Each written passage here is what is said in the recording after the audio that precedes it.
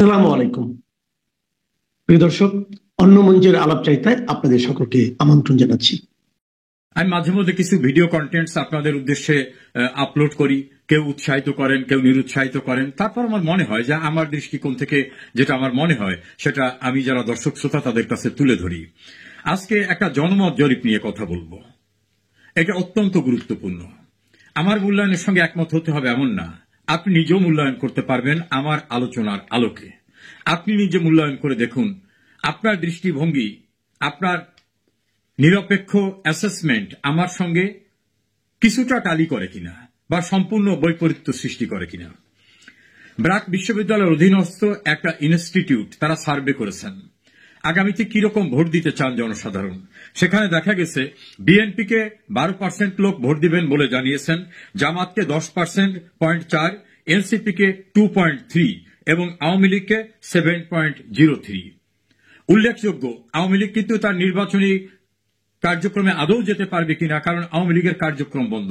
তারপরেও যারা একেবারে ডিসপারেটলি আওয়ামী লীগ করেন তারা বলছেন যে আওয়ামী লীগকে ভোট দেব, সেটার সংখ্যা 7.03। এখন এর সঙ্গে একটু মূল্যায়ন করতে হবে পূর্বে একই ইনস্টিটিউট একটা সার্ভে করেছিল। সেই সার্ভে বিএনপিকে ভোট দিতে চেয়েছিল 16.3, বর্তমানে 12%। জামাতকে দিতে চেয়েছিল 11.3, তারা এখন 10.4। এনসিপিকে দিতে চেয়েছিল 2%, তারা বেড়েছে, এখন তারা 2.3। আর কাকে ভোট দেবে এটা প্রকাশ করে নাই 14.4% সার্ভেতে যে সকল লোক অ্যাটেন্ড করেছিল। অর্থাৎ 14.5% লোক বলে নাই আমি কাকে ভোট দেব।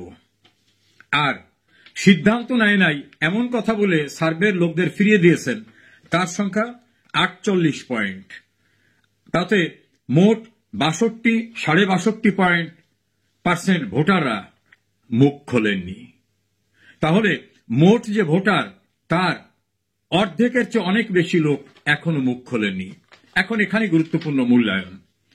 যারা বিএনপি করেন বর্তমানে বিদ্যমান রাজনীতিতে, তাদের তো আর রাগঢাকের কিছু থাকার কথা না, উচ্ছ্বাসের সঙ্গে বলবে বিএনপিকে ভোট দেব, স্বাভাবিক সেটা। ফলে বিএনপির যে 12% ভোটাররা ভোট দেবেন এটাকে আমরা ধরে নিতে পারি যেটা নির্ভেজাল বিএনপির ভোট। জামাতকে যে 10.4% ভোট দেবেন তারা নির্ভেজাল ভাবে জামাতের ভোটার, কারণ বর্তমান বাংলাদেশের রাজনৈতিক পরিস্থিতিতে তাদের রাগঢাকের কিছু নাই, পরিস্থিতি তাদের এবং বিএনপির অনুকূলে। একইভাবে এনসিপিকে 2.3% যারা ভোট দিতে চেয়েছেন, এখন তো এনসিপি রমরম অবস্থা। ফলে বিএনপি, জামাত, এনসিপি যারা করেন বা যারা ভোট দিতে চান তাদের তো আর রাগঢাকের কিছু নাই, তাদের নতুন করে চিন্তা ভাবনার মন খুলবো না, মুখ খুলবো না বা কোন রকম ভয় আছে এরকম তো অবস্থা না। দেশটাই তো এখন তাদের জন্য এক বেশ ভালো পরিবেশ। আওয়ামী লীগের যারা ডিসপারেট, জানে তার দলের কার্যক্রম বন্ধ এবং তার নাম প্রকাশ করার পরে তার জন্য পরিণতি খারাপ হতে পারে, তারপরও 7.5% ভোটাররা বলছেন আওয়ামী লীগকে ভোট দেব। এটাই কিন্তু গুরুত্বপূর্ণ। দ্বিতীয় গুরুত্বপূর্ণ, যারা বলতে চান নাই তারা কারা? 14.5%। তাদের অনুমান করা যায়, বিশ্লেষণে বোঝা যায় বললে যদি বিপদ আসে এই জন্য মুখ খোলে নাই, বলতে চায়নি। তো বিএনপি, জামাত, এনসিপি করলে তো তার আর ভয়ের কিছু নাই। ফলে এই যে 14%, 14.5% লোক মুখ খোলে নাই, ক্যালকুলেশনে, মূল্যায়নে আসে ভীত সন্ত্রস্ত হয়ে বা অন্য কোনো কারণে মুখ খুলতে চান নাই, তার সংখ্যা 14.5। তা আমরা যদি ধরে নিই যেখানে মেজরিটি পোর্শন আওয়ামী লীগের ভোটার কিন্তু বিদ্যমান পরিস্থিতিতে ভয়ে মুখ খোলে নাই যে কাকে ভোট দেবে, তাহলে আওয়ামী লীগের পার্সেন্ট হয়ে দাঁড়ায় 14 এবং 7। 14 এবং 7 যদি হয় 21, আমরা যদি এখান থেকে কমিয়েও নেই তাতেও 20, 19, 18, 17 যদি হয়, 16 যদি হয়, 15 যদি হয়, তাহলে কিন্তু সেটা বিএনপি এবং জামাত তারা মিলে যে, এবং এনসিপি, বিএনপির 12, জামাতের 10, এনসিপির 2, তাহলে কত হয়? তাদের যেটা হয় সেটা সব মিলেও কিন্তু যদি যৌথভাবে তারা ইলেকশন করে সেটা একটা দিক, আর যদি সেপারেটলি তারা ইলেকশন করেন তাহলে সেই জায়গা আসে না। আর আমরা যদি 14 আর 7 ধরে নিই আওয়ামী লীগের, যে যারা মুখ খোলে নাই, তারা ভয়তে মুখ খোলে নাই, বলতে সাহস পায় নাই, 14 আর 7, তাহলে পার্সেন্টেজটা কেমন দাঁড়ায়? দ্বিতীয়, যে 48% লোক কাকে ভোট দেব সিদ্ধান্ত নেয়নি, এই লোকরা কারা? বাংলাদেশে বড় দল তো এই কটা যাদের কথা বললাম। তাহলে যারা বলছে সিদ্ধান্ত নেয়নি, তাদের মেজর সংখ্যক এমন হতে পারে যে আওয়ামী লীগকে তো ভোট দেওয়ার মতো অবস্থা নাই, বা আওয়ামী লীগের জোটবদ্ধ যে রাজনৈতিক অ্যালায়েন্স তারা তো আদৌ নির্বাচন করতে পারবে কিনা, এই জন্য তারা এখনো সিদ্ধান্ত নেয়নি। আর যদি আর একটা দিকে দেখি, এই 48% লোক বাংলাদেশে এখন আওয়ামী লীগের নাম উচ্চারণ করলে বা আওয়ামী লীগের অ্যালায়েন্সের নাম উচ্চারণ করলে তাদের ফেসিবাদের তকমা দিয়ে লুটপাট করা, মারধর করা, ভয়ঙ্কর অবস্থা করে তাদের জেলে পাঠানো হয়। ফলে ধরে নেওয়া হচ্ছে এবং স্বাভাবিক মূল্যায়নে সেটা আসে যে এই 48%-এর ভিতরে বিএনপি, জামাত, এনসিপি থাকলে তারা রাগ ঢাক রাখতো না। 16 বছর আওয়ামী লীগের শাসনামল ছিল, এখন তারা কেন বলবে সিদ্ধান্ত নেয়নি? তা তো সিদ্ধান্ত নিয়েই রাখা লোক। ফলে এজ এ হোল যদি চিন্তা করা হয়, তাহলে 62% লোক যারা মতামত দেয়নি, 14 মুখ খোলে নাই কাকে দেব, আর 48 বলে সিদ্ধান্ত নেয়নি, এর মেজর পোর্শন যদি আওয়ামী লীগ বা তার অ্যালায়েন্স ইলেকশন করার সুযোগ পায়, সেই ক্ষেত্রে তারা সেদিকে ভোট দিতে পারে। দ্বিতীয় একটা বিষয়, 32 নম্বরের ঘটনাকে ঘিরে ঢাকার 2টি পত্রিকা এবং একটি গুরুত্বপূর্ণ এনজিও এবং আরেকটি সহ এনজিও তারা সার্ভেতে গেছিলেন।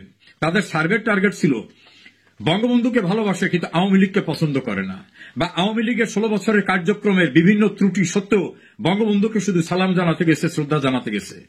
এরকম লোকের সংখ্যা কত, তারা সেটা দেখিয়ে মূল্যায়ন করতে চেয়েছিল। আওয়ামী লীগ অপছন্দ কিন্তু বঙ্গবন্ধু পছন্দ। তারা সেখানে গিয়ে তাদের সার্ভের যে পলিসিটা সেটাই চেঞ্জ হয়ে গেছে। তারা সেখানে গিয়ে দেখলেন একজন নারী, তিনি বলছেন স্বাধীনতা যুদ্ধের সময় তার বিয়ে হয়েছিল, তার গর্ভে তখন বাচ্চা, তার স্বামীকে নির্মমভাবে হত্যা করা হয়, তিনি আর বিয়ে করেন নাই, গর্ভের বাচ্চাটা পরে ভূমিষ্ঠ হয়েছে। বঙ্গবন্ধু হত্যাকাণ্ডের পরে তার কাছে মনে হয়েছিল বাবার হত্যা, এত কষ্ট তিনি পেয়েছিলেন। ওই ভদ্র মহিলা আর কখনো বিয়ে করেন নাই, তিনি বঙ্গবন্ধুকে শ্রদ্ধা জানাতে গেছিলেন, হিউমিলেটেড হয়ে ফিরে আসছেন। আর একজন নারী, তার পোশাক পরিচ্ছদে একেবারে নেকাব দেওয়া, খুবই রক্ষণশীল মনে হয়েছে, তিনি বলছেন যে আমি কোনো দল করি না, আমি শুধু বঙ্গবন্ধুকে একটা ফুল দিয়ে যাব। আর একজন নারী, তিনি বলছেন আমি বাবার খাই, আমি বঙ্গবন্ধুকে শ্রদ্ধা জানাবো, আমি আওয়ামী লীগ করি না। এই 3 জন নারীকে ভীষণভাবে হেনস্থা করা হয়েছে, একজনাকে তো মাটিতে ফেলে মারধর করা হয়েছে। এই ঘটনাটি সোশ্যাল মিডিয়ার সৌজন্যে এবং কিছু মেইন স্ট্রিমের মিডিয়ার সৌজন্যে সারা দেশে ছড়িয়ে গেছে। এই যে 3 জন নারী এবং তাদের পোশাক পরিচ্ছদ, তাদের অবয়ব, তাদের কথা বলার ধরন, তাদের ভিতর শালীনতা বোধ, শিষ্টাচার বোধ সব দেখে তাদেরকে হেনস্থা করার ঘটনা, শারীরিকভাবে লাঞ্ছিত করার ঘটনা যে সকল নারীরা দেখেছে, তাদের একটা বড় পোর্শন কিন্তু এই নারীকে হিউমিলিয়েট করা, বা যারা আওয়ামী লীগ করেন না কিন্তু সুইং ভোটার, এদিক ওদিক যেতে পারেন, তাদের কিন্তু এটা ভালো লাগে নাই। ফলে তারা এই হেনস্থা করার সঙ্গে যারা জড়িত, যে সেন্টিমেন্ট জড়িত, তাদের বিপক্ষে চলে যায়। দ্বিতীয়, একজন আলেম গেছেন মাওলানা ওয়ালিউল্লাহ, তিনি তার সন্তান এবং স্ত্রীকে নিয়ে গেছেন। তিনি বলছেন আমি একজন আলেম, আমি মাদ্রাসায় পড়াই, একটা দোকানে চাকরি করি, এই দেশটা ব্রিটিশরা দখল করছিল, পশ্চিমারা দখল করছিল, আমি কোন দল করি না, আমি বঙ্গবন্ধুকে একটু শ্রদ্ধা জানাই যাব। সেই আলেমকে হেনস্থা করা হয়েছে। একজন রিক্সাওয়ালা, শোলকুপা বাড়ি, ঝিনাইদহে, সে বলছে আমি কোনো দল করি না, আমি রিক্সা চালাই, আমার হক হালালির পরিশ্রমের টাকা দিয়ে আমি 400 টাকা দিয়ে একটা ফুল কিনে আসি, আমি এই রিক্সায় আসছি, আমি জাস্ট ফুলটা দিয়ে চলে যাবো, আমি কোন দল করি না। এই রিক্সাওয়ালা তো এমপি, মন্ত্রী, উপজেলা চেয়ারম্যান কিছু হইতে চায় না, এবং স্বীকৃত সেই রিক্সাওয়ালা। সেই রিক্সাওয়ালাকে বেদমভাবে মারধর করা হচ্ছে। সে চিৎকার করে বলছে আমার বঙ্গবন্ধু, আমার জয় বাংলা। এক পর্যায়ে সে বলছে আমার রিক্সা, আমার রিক্সা। অর্থাৎ তার রিক্সাটা তার জীবন জীবিকা অর্জনের, তার অবলম্বনটা রিক্সা। হয়তো এই রিক্সাটা তার মালিকের, পৌঁছে না দিলে ওর উপর সাজাটা আসবে। তা তো দেওয়া হয়নি, রিক্সাটাকে দুমড়ে মুষড়ে শেষ করে দিয়ে তার ফুলটাকে ফেলে পাড়ানো এবং তাকে মারধর করে পুলিশে দেওয়া, আর পুলিশ তাকে হত্যা চেষ্টার মামলায় কোর্টে পাঠিয়েছে, ম্যাজিস্ট্রেট সাহেব তাকে জেলে পাঠিয়েছেন। ফুল নিয়ে যাওয়া মানুষটা নাকি হত্যা করতে গেছে। ফুল যার হাতে লক্ষ লক্ষ মানুষ দেখলেন, তিনি নাকি হত্যা করতে গেছেন। এই যে মব, এই রিক্সাওয়ালা একজন মুক্তিযোদ্ধা, তার এখানে মুক্তিযোদ্ধার মনোগ্রাম লাগানো এবং একটা কালো ব্যাজ। তিনি বলছেন আমি বঙ্গবন্ধুর আহ্বানে মুক্তিযুদ্ধ করেছিলাম, আমি কোনো দল করি না, আমি জাস্ট একটু শ্রদ্ধা জানিয়ে চলে যাব। তাকে হিউমিলেট করা হয়েছে ফ্যাসিস্ট তকমা দিয়ে। কয়েকজন লোক গেছেন সেখানে, এমনকি একজনে বলতেছে আমি শিবিরের প্রশিক্ষণ সম্পাদক, তাকেও বেদম পেটানো হয়েছে। আর স্লোগান কি? তারেক জিয়া কথা দিলাম 32 নম্বরের দখল নিলাম। তারেক জিয়া কথা দিলাম 32 নম্বরের দখল নিলাম। তো 32 নম্বরটা কি? 32 নম্বরে বঙ্গবন্ধু ভবন, এটার মালিক তো শেখ হাসিনারা, এখন তো এটার মালিক বঙ্গবন্ধু মেমোরিয়াল ট্রাস্ট। এটা দখল নেবেন? এমনি তো জামাত, এনসিপি রাস্তাঘাটে সবখানে স্লোগানে মিটিংয়ে বলে আপনারা এখন বাস স্ট্যান্ড দখল করেন, টেম্পো স্ট্যান্ড দখল করেন, গরুর হাট দখল করেন, ব্যবসায়ীর ব্যবসা দখল করেন, চাঁদাবাজি করেন। চাঁদাবাজি না পেলে পাথর দিয়ে পিটিয়ে ওই যে লাল চানকে মেরে ফেলা মিটফোর্ডের কাছে জনাব তারেক রহমান অনেককে দল থেকে বহিষ্কার করছেন চাঁদাবাজি সহ এরকম কর্মকাণ্ডে, কিন্তু চাঁদাবাজি থামছে না। আবার স্লোগান হয় কি? চাঁদা কালেকশন পল্টনে চলে যায় লন্ডনে। আবার তারেক জিয়ার নামের পিছনে একটা মহিলাদের অর্গানের নাম দিয়ে জঘন্য ভাষায় স্লোগান দেওয়া হচ্ছে। বিএনপি ক্ষমতায় আসার আগে বলা হচ্ছে এরা লুটপাট করেছিল, শেখ হাসিনার কথা বলে সে এক স্বৈরাচার ছিল, তার পূর্বে স্বৈরাচাররা আবার ফিরে আসতে চায়। এক স্বৈরাচারকে সরিয়েছি আর এক স্বৈরাচারকে আনার জন্য না। ফলে সারাদিন তারেক জিয়ার, খালেদা জিয়ার, বিএনপির লুটপাট, চাঁদাবাজি, অতীতের কর্মকাণ্ড নিয়ে ভয়ঙ্করভাবে ক্যাম্পিং করছে জামাত এবং এনসিপি, এবং অশ্লীল ভাষায়, অশ্রাব্য ভাষায় বেগম খালেদা জিয়াকে নিয়েও, যে আমরা আন্দোলন করছি এক স্বৈরাচারকে সরিয়ে আর এক স্বৈরাচারকে আনার জন্য না। এইভাবে চরম ইমেজ সংকট থাকা পরিস্থিতি বুঝে দল থেকে অনেককে বহিষ্কার করার পর তারেক জিয়া কন্ট্রোল করতে পারছেন না। আর তেমন একটি সময় 32 নম্বরের মতো জায়গায় মাইক দিয়ে বলা হচ্ছে তারেক জিয়া কথা দিলাম 32 নম্বরের দখল নিলাম। এই সুযোগে বিএনপির এন্ট্রি, যারা আওয়ামী লীগ না, তারা বলছে সারা বাংলাদেশের গরুর হাট, ব্যবসা বাণিজ্য, মানুষের বাড়িঘর দখল নিয়েছো, এখন 32 নম্বর দখল নিয়েছো, তোমরা যে দখলবাজ এটা তোমরা পাবলিকলি প্রচার করেছো। এই ঘটনাগুলি সোশ্যাল মিডিয়ায়, মেইন স্ট্রিম মিডিয়ার মাধ্যমে সারা দেশে ছড়িয়ে গেছে। ফলে কিছু লোক ছিল সুইং ভোটার, যারা আওয়ামী লীগের দীর্ঘদিনের শাসনে নানা কারণে অখুশি, বঙ্গবন্ধুকে ভালোবাসে, প্রগতিশীল মানুষ, বলে না আওয়ামী লীগের কিছু শাস্তি হওয়া দরকার, শিক্ষা হওয়া দরকার। তারা কাকে ভোট দেবে? তাহলে বিএনপি এতদিন ক্ষমতার বাইরে, তাদের বোধহয় পূর্বের যে কর্মকাণ্ড করছে ক্ষমতায় অতীতে থাকা অবস্থায়, এই যে মারধর করা, 21 আগস্টের হত্যা, বিভিন্ন লুটপাট করা, খাম্বা তৈরি করা, হাওয়া ভবন, বোধহয় বিএনপির একটা পরিবর্তন হয়েছে, তাদের দিকে যাব কিনা। সেই মানুষগুলো কিন্তু এই যে 15 আগস্টের ঘটনাগুলো দেখছে। এমনি তো জামাত, এনসিপি ক্যাম্পিং করে সারা দেশ সয়লাভ করে দিচ্ছে যে বিএনপি হচ্ছে চাঁদাবাজের দল, দখলবাজের দল, গরুরহাট দখলের দল, সন্ত্রাসী। আর তার সঙ্গে 15 আগস্টের ঘটনাটা যুক্ত হয়ে গেছে। এই যুক্ত হয়ে যাওয়ার ঘটনায় যারা ভাসমান ভোটার, যারা বিএনপির কথা ভাবলেও ভাবতে পারত, তারা কিন্তু এখন মনে করতেছে না এদের অসভ্যতা বন্ধ হয় নাই তো, এরা তো চরম অসভ্য। একজন নারীকে সেখানে মারতেছে, একজন রিকশাওয়ালাকে মারতেছে, একজন মুক্তিযোদ্ধাকে হেনস্থা করতেছে, একজন আলেমকে হেনস্থা করতেছে, রিকশাওয়ালাকে হত্যা করতে গেছে এমন জঘন্য মিথ্যা মামলা দিয়ে তারা জেলে পাঠাইছে।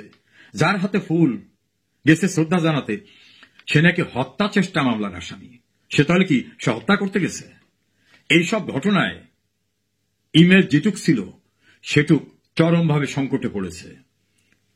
আর একটা ঘটনা ঘটছে, সেলিব্রিটি সহ বিভিন্ন বিশিষ্ট ব্যক্তিরা, ডাক্তার আব্দুল নূর তুষার, তিনি আওয়ামী লীগ করেন না, তিনি তারেক জিয়ার তরুণের ভাবনা প্রোগ্রামে স্পেশাল গেস্ট হয়ে সুন্দর বক্তব্য রাখছেন।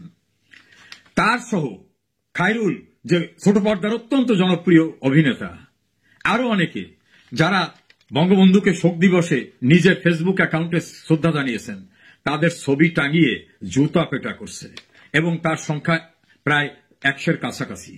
খায়রুল তো বলছে আমার জায়গা থেকে আমি শ্রদ্ধা জানাবো, এটায় যদি জুতা পেটা করতে হয় তাহলে আমার ছবিটা আরো বড় করে টানান, বড় করে টানার পর সবচেয়ে পচা জুতোটা দিয়ে আমাকে পিটান। জয়া হোসেন ভারতে এখন থাকেন অভিনেত্রী, তার ছবি টাঙিয়েও জুতা পেটা করা হয়েছে। সাংবাদিকদের ছবিটা নিয়ে জুতা পেটা করা হয়েছে। সেখানে অনেকেই আওয়ামী লীগ করেন না, তাদের ছবিটা নিয়ে জুতা পেটা করা হয়েছে। এই মানুষদের কিন্তু লক্ষ লক্ষ ভোটার আছে, সমর্থক আছে, অনুসারী আছে। তারা যখন দেখে নাটকের খায়রুলের উপর জুতা পেটা করা হচ্ছে, ডক্টর আব্দুল নূর তুষারের ছবির উপরে জুতা পেটা করা হচ্ছে, তখন যেটুকু ন্যূনতম সহানুভূতি সৃষ্টি হওয়ার মতো পরিবেশ হয়েছিল বলে অনেকে মনে করে, সেটুকু কিন্তু আর অবশিষ্ট থাকে না। ফলে যাই করতেছে, ৩২-এর ঘটনা, পরবর্তী ঘটনা, আবার জামাতের লোকেরা ঢাকা বিশ্ববিদ্যালয় ক্যাম্পাস তারা দখল করে নিয়েছে, ভিসির থেকে শুরু করে হল তাদের দখলে। সেখানে যুদ্ধাপরাধীদের ছবিগুলো দিয়ে নতুন করে সেখানে একটা প্রদর্শনী করে, যারা মোটামুটি জামাতের পক্ষে থাকার মানুষ না ডাইরেক্ট, কিন্তু নানা কারণে একটা সিম্প্যাথি থাকতে পারে, তারা কি পক্ষে থাকলো নাকি বিপক্ষে থাকলো? সরোয়ার্দী উদ্যানের জনসভায় যে বক্তব্য বিবৃতি হলো, সেটা কি পক্ষে থাকলো নাকি বিপক্ষে থাকলো? জামাত পূর্বে ভোট পেয়েছিল সার্ভেতে 11.3, এখন কমে সেটা এসেছে 10, বিএনপির 16 থেকে এখন এসেছে 12। এখন এই সিচুয়েশনে যারা নির্বাচন পর্যবেক্ষণ করেন, দেশি বিদেশি, তাদের একটা অ্যানালাইসিস, এবং এই 32 নম্বরের সামনে যারা গেছিল, 2টি পত্রিকা এবং 2টি এনজিও, তাদের অ্যানালাইসিস যে এই সকল ঘটনা বিএনপির ভাসমান ভোটটাকে বিএনপির থেকে অন্যদিকে ধাবিত করে দিচ্ছে। একজন প্রভাবশালী অনলাইন অ্যাক্টিভিস্ট ফ্রান্সে থাকেন, তার আজকে একটা বক্তব্য শুনলাম। তিনি বলছেন বিএনপি ক্ষমতায় যেতে পারবে না, জামাত পারবে না, এনসিপি তো প্রশ্নই ওঠে না, নতুন একটি সরকার হবে, নতুন ব্যক্তিরা ক্যান্ডিডেট হবে। তিনি হয়তো সার্ভেটা দেখেছেন, তবে তার মূল্যায়ন আর আমার মূল্যায়নটা একটু ভিন্ন। আমার মনে হয়েছে আওয়ামী লীগের দীর্ঘদিনের শাসনে দেশ যেমন ডেভেলপমেন্ট হয়েছে, কোন কোন ক্ষেত্রে কেউ কেউ কষ্টও পেয়েছেন। সেই মানুষগুলো এই 1 বছরে যা দেখছেন, তাতে দেখছেন যে এর চেয়ে আওয়ামী লীগ 1000 গুণে ভালো ছিল। অন্তত বাংলাদেশ অর্থনৈতিক প্রবৃদ্ধিতে শেখ হাসিনার সময় 7.5 ছিল, এখন বিশ্বব্যাংক বলছে 3-এ এসে নামছে। শেখ হাসিনার সময় 116টি সামাজিক প্রতিরক্ষা খাত তৈরি করা হয়েছিল, সোশ্যাল সেফটি নেটওয়ার্ক, বিধবা, বয়স্ক, পঙ্গু সবাইকে সাহায্য দেওয়া হতো, সেগুলো বন্ধ হয়ে যাচ্ছে।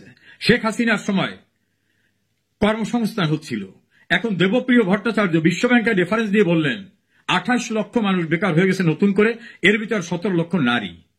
আর বিদেশ থেকে যে টাকা আসতো, জনশক্তি রপ্তানি এবং তৈরি পোশাক, 2 খাতে এখন মুখ থুবড়ে পড়েছে।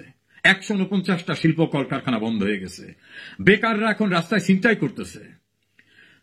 গার্মেন্টসের কয়েকটি মেয়ে নাম প্রকাশ না করার শর্তে পত্রিকাকে বলছে যে আমরা অনৈতিক কাজে এখন যুক্ত হচ্ছি, কারণ আমাদের চলতে তো হবে, আমরা যাব কোথায়? গোটা বাংলাদেশে যারা শেখ হাসিনা সরকারের তীব্র সমালোচক, গণমাধ্যমে সাংবাদিক নেতা এম এ আজিজ, মাসুদ কামাল, মঞ্জুরুল ইসলাম পান্না, জিল্লুর রহমান এবং আরো অনেকে, আনিস আলমগীর, তারা তীব্র আওয়ামী লীগের বিরোধী। এমনকি সাম্প্রতিক সময়ে মোস্তফা ফিরোজ, তাদের বক্তব্য শুনলে বোঝা যায় যে তারা বলছে যে শেখ হাসিনাকে তাড়াতে যেহেতু কি ভয়ঙ্কর ঘটনা ঘটাইছি, এর চেয়ে তো শেখ হাসিনা ভালো ছিল। তাদেরকেও এখন স্বৈরাচারের বা ফ্যাসিস্টের তকমা দিতে চাচ্ছে।